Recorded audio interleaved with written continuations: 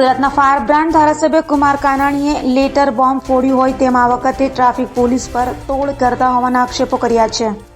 સુરતના વરાછા વિધાનસભા બેઠકના ભાજપના ફાયર બ્રાન્ડ ધારાસભ્ય કુમાર કાનાણી પોતાના લેટર બોમ્બને લઈ દબંગની છાપ ધરાવે છે।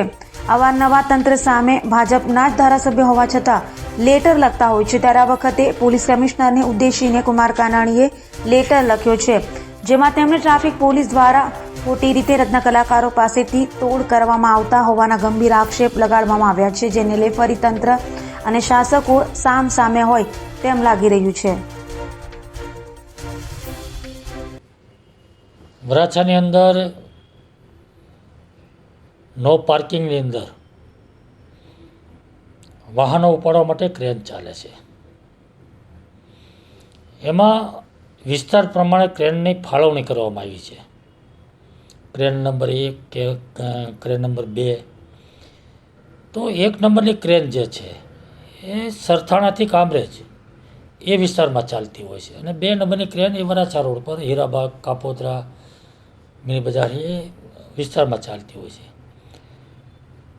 પરંતુ આ થોડા સમયથી મને એવી ફરિયાદો આવે છે કે અમારે ક્રેનના લોકો અમારી ગાડી લઈ જાય તો એ ગાડી લઈ જાય અને બોમ્બે માર્કેટ પાસે અમને બોલાવે છે, વાહનો ત્યાં લઈ જાય છે।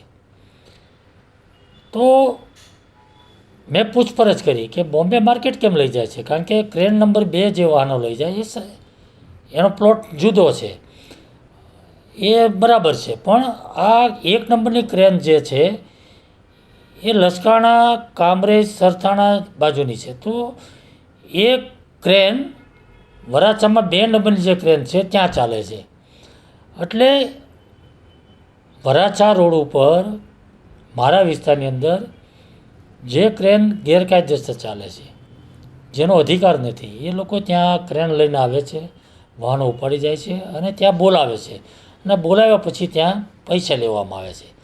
એટલે મેં કમિશનરના ધ્યાન પર આ વિષય પર મૂક્યો છે કે જે વિસ્તારમાં જે ક્રેનો ફાળવી છે ત્યાં ચાલવી જોઈએ, તેની જગ્યાએ બધી ક્રેન વરાછામાં ચાલે અને વરાછામાંથી વાહનો ઉપાડી લેવામાં આવે છે। એટલે મને એવું લાગે છે કે વરાછા રોડના વિસ્તારને ટાર્ગેટ કરીને તમામ ક્રેનો વરાછામાં ચાલે અને ત્યાંથી વાહનો ઉપાડીને મોટા પ્રમાણમાં દંડ વસૂલવામાં આવે છે, અથવા તો સ્લીપ નહીં આપીને તોડબાજી કરવામાં આવે છે, એ બંધ થવું જોઈએ, આ મારી માગણી છે।